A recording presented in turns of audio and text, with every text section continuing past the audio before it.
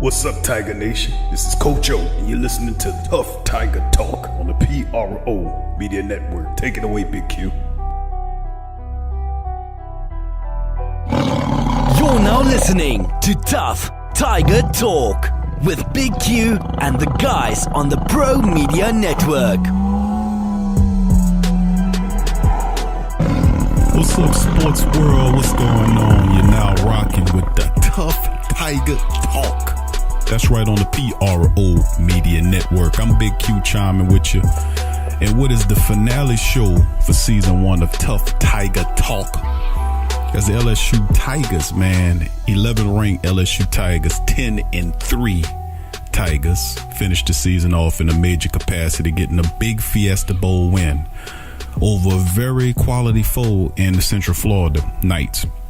A real interesting game, man. If y'all seen this game, y'all were in for a treat. The Tigers came out in this one, man. They were kind of down at first. You know, Joe Burrow had a rough going early on, just to be honest with you, had a rough going on. So I'd like to welcome everybody in the Tuff Tiger Talk, all the new and established listeners to the show. Once again, this is a show dedicated to the true LSU football fan. That's right, Tuff Tiger Talk is your outlet for real talk on the Tigers, man. No fluff, no garbage, real LSU talk. Not a show like this out there right now. So appreciate y'all for coming aboard. At 11th ranked, 11 LSU Tigers took on the 8th ranked Central Florida team. Now, this is a team coming in this game, man, with 25 consecutive wins. They hadn't lost a game since 2016.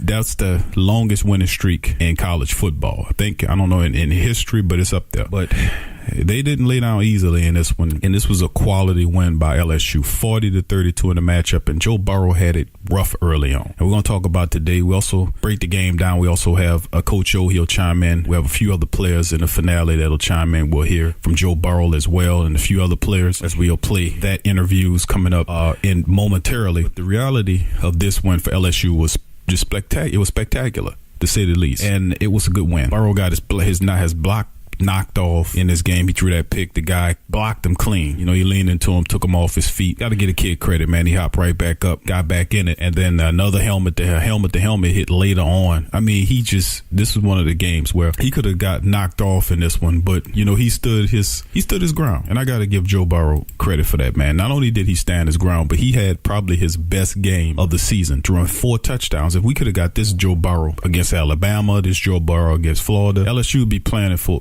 a national championship. Let me just say that when the show first started early on in the season, I didn't have any high aspirations for this team. Matter of fact, I picked this team to win 7 or 8 games. That's how low expectations I had of this team. But this was a hearty effort, and LSU turned it up in a major capacities. Question marks on offensive line, question marks at running back, question marks at wide receiver, question marks at quarterback.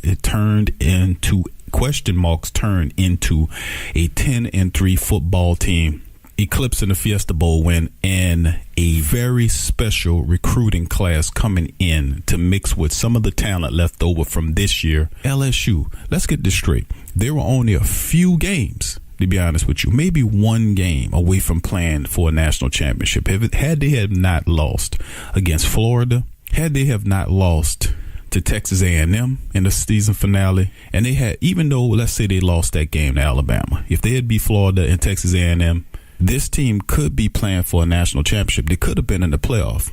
Now, we all know about the Texas. If you listen to the prior show, the Texas A&M breakdown, it was suspect calls all throughout that game. I believe they didn't want LSU in the discussion. You know, it was just terrible officiating to the point where it was obvious that they were cheating for the other team. I'm going to just say it, and if you watch the game, and if you're not a sucker to believe what the referees are doing, you can clearly see they was trying to help Texas A&M win this game. But that's a moot point.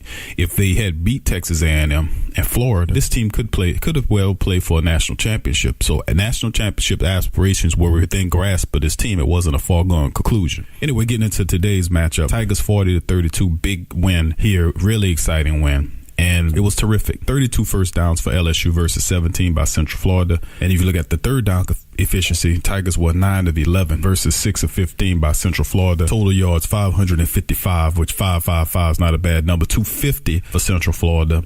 Of course, passing, LSU 394 yards, passing the ball 120 for Central Florida. They were on shutdown rushing the ball. Tigers had 161 yards rushing, 130 for Central Florida. LSU, this was a penalty-laden game. According to some of the statistics, it said this was the highest penalized game in Fiesta Bowl history, culminating with 26 penalties, but LSU had 14 of them for 145 yards, 12 for Central Florida for 104, 2 turnovers apiece, 1 fumble and interception on both sides. And what really turned the tide for LSU is they dominated the time of possession, 44-31 versus 15 minutes and 29 seconds. UFC was still able to put up 32 points. All that wasn't offensive. One of them was a defensive touchdown, but still that's impressive to only have the ball for 15 minutes, less than 16 minutes to score 32 points, and LSU held the ball for damn near 45 minutes of this game. That's still an impressive stat.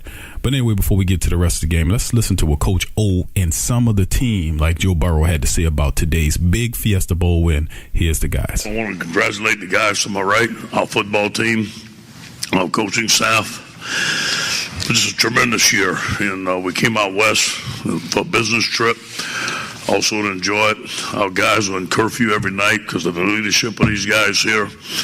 We had good practices, but you know what? I do want to compliment Central Florida. They had an excellent football team. They were well coached. What a heck of a football game. We're glad to be Fiesta Bowl champs. I want to thank the Fiesta Bowl people for the tremendous hospitality, tremendous facilities, one of the best bowls I've ever been to. And, invite us back. We plan to come on back. We'll now open it for questions again. If you could raise your hand and identify yourself, we'll get a mic to you. We're going to start on the right side, 4th row. James Moran with Tiger Rag. First for Ed and then for Joe. Just what were your thoughts on the hit in the first quarter after the interception? Do you think it was dirty or should have been a penalty? And just how about the way kind of Joe bounced back from that? You asking me? You and then Joe. Yeah, okay. I thought it was targeting. It looked like targeting. I thought it should have been called targeting. So the only thing I'm going to say about it is the only reason I didn't get up in 1 second is because I got the wind knocked out of me, and I would have got up immediately if that didn't happen. To finish the game. Question here on the left, 2nd row. Coach Greg Moore, Arizona Republic. Could you compare UCF to some of the other schools you faced this season? No, they were very talented. I walked out. I was surprised by the size of their football team. Very well coached. It was a battle. They're a good football team, and I can see why they won 25 games in a row. Obviously, well coached, but they were just a little bit better. On the right here, 3rd row. Jacques Doucet, WAFB TV. To coach and the players, you talked about blocking out the noise, and you always had another game to move on to. But now that the season's over, you played 8 ranked opponents. The schedule you played, you're going to win 10 games. You're going to finish in the top 10. You won the Fiesta Bowl. What? Just recapping, how does that feel to you? Yeah, I think it's a tremendous feat to the season. I look at the players. I think of the leadership to the right of me here. I think of the great players we have, the great coaches we have, and the LSU tradition. We had a tradition to uphold. I think at the beginning of the season, all this stuff going out there, we blocked out the noise, but it galvanized our football team. I do believe when we look back at this season, we're going to look at some games, at the Florida game and the Texas A&M game, that we should have won. Out of circumstances, the Florida game, we should have controlled that. Circumstances, we couldn't control the Texas A&M game, and we should have been 11-1 in some cases going into this football game. I think we're going to learn from that going next year. Okay, we're going to stay on the left here. Ed, how much guts do you think your team showed today? A lot of guts. Grit. I mean, we talk about grit. Jack Marucci is a good friend of mine. We talk about grit all the time. Our guys have grit. They practice with grit. We block out the noise. A lot of adversity. Look at the DBs that we didn't have in the game. Nobody made them blank. There was going to be no excuses. We're going to put 11 men on the field, and we fight like tigers. These men to my right and the men in that room and our coaching staff has built something special at LSU. 3rd row on the left. Coach Eric Newman, Times Media Group. You have a kicker that breaks some great records. What can he teach the guys going forward for your team? Say it again. So what can he teach for your future kickers down the line? Just kick the ball like Cole did. I'll show them the film, and we've got We signed an excellent kicker. I got to give Coach McMahon the credit. He did all the evaluation of Cole, and the first time I saw him kick, I was in camp. So we signed a good kicker. We like him. I think that we're going to continue to go on, but this guy's special. He has some special intangibles about himself. He's a winner. He's going to be a good NFL kicker for a long time. Left, first row. Coach, I mean, before the season, the expectations were you guys might win only 7 or 8 games. That's what the supposed experts said. Yeah. So what's the message you have after this season and going forward towards next season? You really want to know? We share the comment in the locker room, and that's how I feel about it. But you know what? Here's the deal. People are going to talk. Let them talk the way they want. We blocked out the noise. Our guys overcame a lot of adversity. We came together. In camp, we thought we had a good football team. We knew we were going to beat Miami deep in our heart. We knew we were going to play well. Went to Auburn, we were a little bit behind. We fought. We played lights out against Georgia. We played some good football this year, and it's a tribute to our football team and our players. On the right, second row. Joe, after the hit, what was your mentality throughout those next couple of drives? And it just seems like you're a real motivated player. What were your kind of thoughts going into those drives after that hit? Score touchdowns, complete passes. I didn't really think about the hit too much after I got up. Hurt for a second, and I got right up and went on to the next play. On the left, far back riser. I'd like all 3 players to talk about this and just maybe brag on your teammates a little bit. We can start with you, Joe. Back in the cameras, bud. To your left. Just the toughness. You know, Dev, you talk about the hit. Devon says finish the game. Rashad, you guys had 6, I think, defensive linemen today. Just the toughness that this team had, the willingness to finish. I think you guys do, exemplify that. And how much is that expected of one another? It's very important from leaders to exude toughness throughout the entire game, and it doesn't start during the season. It starts in the weight room in the off season. And if your best leaders aren't your best workers, then you're not going to be a very good football team. Yeah, I think when you look at it, that's one of our strengths of our team is leaning on each other through tough times. We've been through a lot on and off the field, and it's pretty easy when you got brothers that you love playing with week in and week out to just lean on them. And we don't like to complain too much. It does get tough, but we have each other and keep on pushing. Yeah, we just came in with the next man up mindset, especially for the defense, because we knew we was going to be missing a lot of key players. I told them it was a great opportunity to make a name for themselves, and I think a lot of people did that. And, we one team, one heartbeat, so we stick together through it all. Front row here on the left. Joe, could you just talk about the success of the underneath passing game? It was there all day. And then, Ed, if you could just comment a little bit more on the secondary, given the people that then were ejected in this game. Yeah, so at the beginning of the game, they were kind of sitting on our short routes, so we had to start throwing it deep. And we hit a couple, and then we got them to back off, so that opened up the underneath game. And, we really had it clicking on all cylinders in the passing game today. You think about Kerry Benson, he lost his father the day before we got on the plane, and he came play for his father. You think about grit, you think about toughness that it took for that young man to get on that plane, come to practice every day and not blink. We lost one of our best players in Grant Delbert. Our guys stepped up, Todd Harris, John Battle, Jacoby Stevens, Manny Netley's out there for the first time at corner. We lost it seemed like our 5th corner we lost. We put Manny in there, and he played very well. You talk about the next man up, 11 men on the field, and we fight like Tigers, and they did it. Second row on the right. Coach, and I guess the defensive players, did y'all do anything unorthodox at all to kind of cover up those holes in the secondary? Dave had a great game plan. He worked tirelessly. So did our defensive staff and all of our players. This was a great challenge. We blitzed a lot today. We had a lot of pressure on the quarterback. We play some cover 2 when we need to. He makes up the coverages. I thought he did a tremendous job calling the game.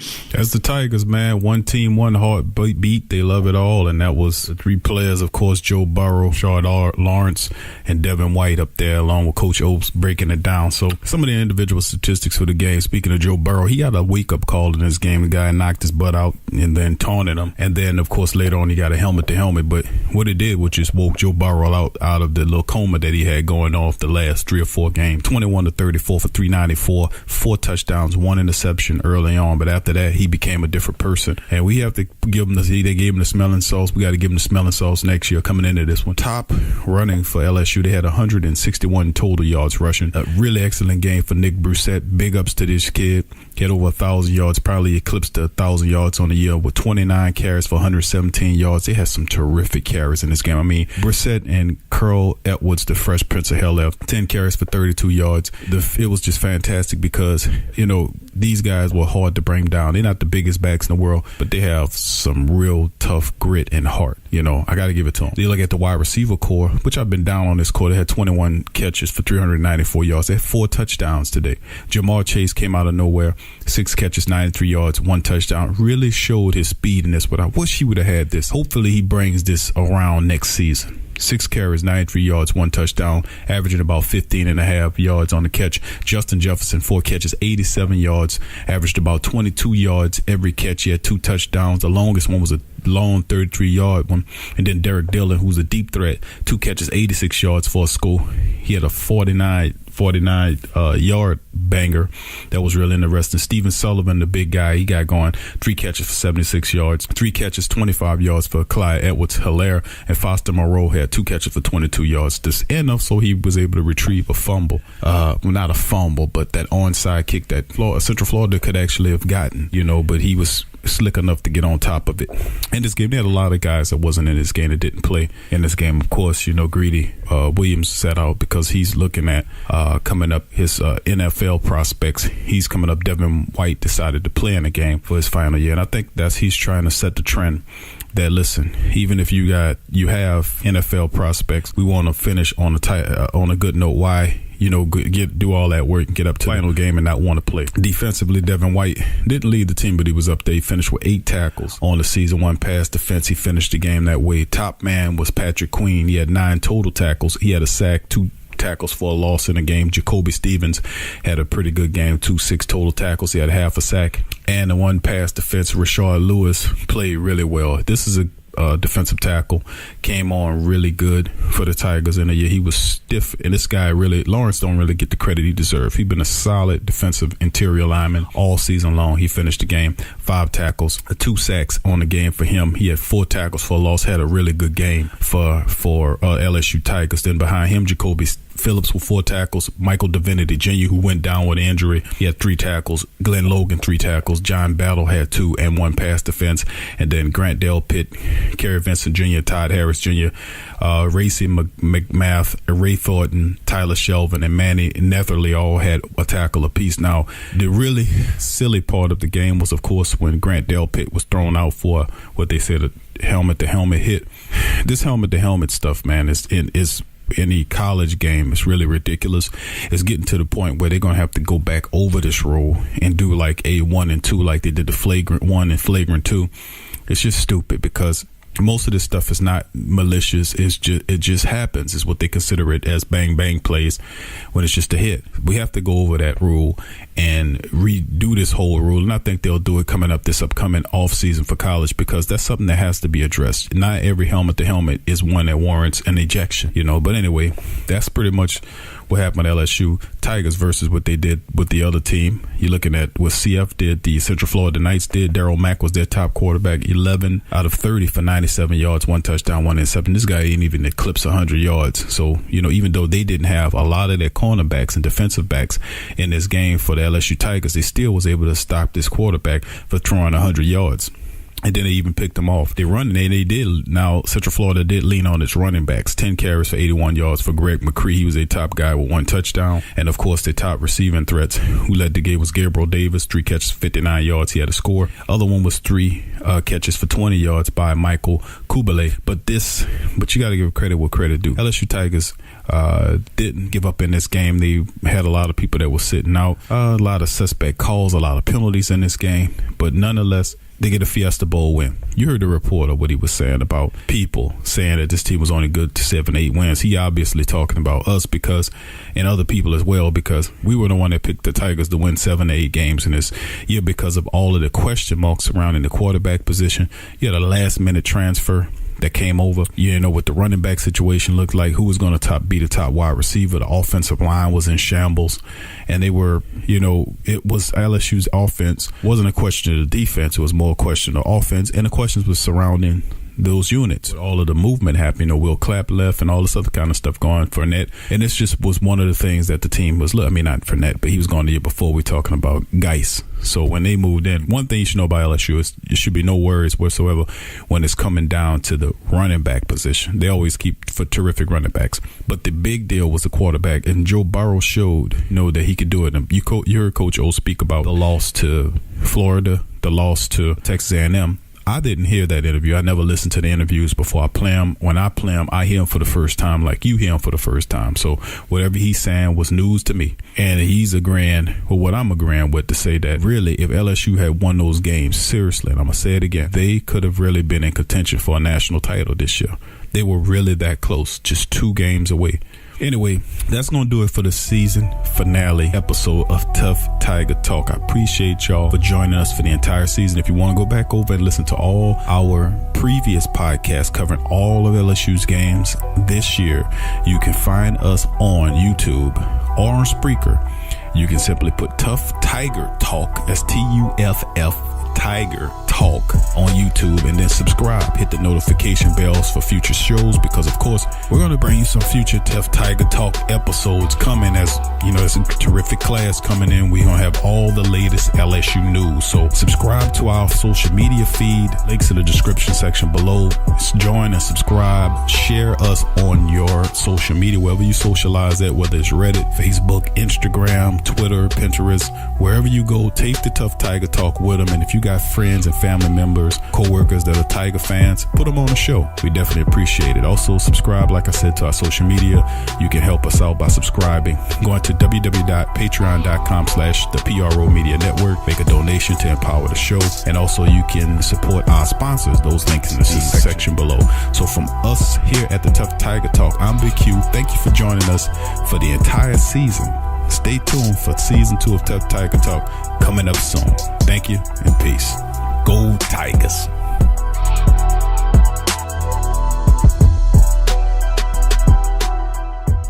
You're now listening to Tough Tiger Talk with Big Q and the guys on the Pro Media Network. Go to newfrog.com for all of your electronic gadget needs. Fast becoming #1 online seller of cell phone and accessories, consumer electronics, automobiles and motorcycles, home and garden items, 5D diamond painting crafts, electrical and tool supplies, computer and networking supplies, lights and lighting supplies, sports and travel items, toys and hobby supplies, apparel and accessory, mother and kid items, health and beauty items, and much, much more. Newfrog.com has up to 70% off on some products. And you can check out their weekly promotions for all the best deals. Remember, when thinking online electronics and gadgets, think New Frog. Newfrog.com. Check the link in the description section below. Are you a Pelicans fan? Check out the Pelican postgame report on the PRO Media Network. Do you need a domain name? How about a host for your website that can work with WordPress? Try Namecheap.com. They make registering, hosting, and managing domain names for yourself or others easy and affordable because the internet needs people. Namecheap is an ICANN accredited domain register and technology company founded in 2000. It's one of the fastest growing American companies according to the 2018 Inc. 5000. Celebrating nearly 2 decades of providing unparalleled levels of service, security, and support. Namecheap has been steadfast and customer satisfaction with over 10 million domains under management. Namecheap is among the top domain registers and web providers in the world. They offer a full selection of popular and unique domains along with fully featured hosting packages, SSL security certificates, WhoisGuard privacy protections, and more, all at the lowest prices in the industry. So if you need a domain name or hosting or anything else, think Namecheap.com. That's right, Namecheap.com. Check the description section below for link. Hello, Tiger fanatics. Are you ready for some football? If so, you need to head over to Fanatics. Click the link in the description section below and head over to get great deals on all LSU Tiger gear right now. Fanatics have all the great selection on everything Tigers. They have ladies and men's and children jerseys, footwear, t-shirts and dresses, golf and sports equipment, hats, pajamas and underwear, lawn and office gear, auto accessories, pet accessories, and much, much more. So if you're a Tiger and you want to show your Tiger spirit, click the link below and head over to Fanatics now to get all the top-notch LSU Tiger gear. And for 24 hours only, shipping will be free on all orders over just $29. Head over now and click the link in the description section below and be ready in style. Go Tigers.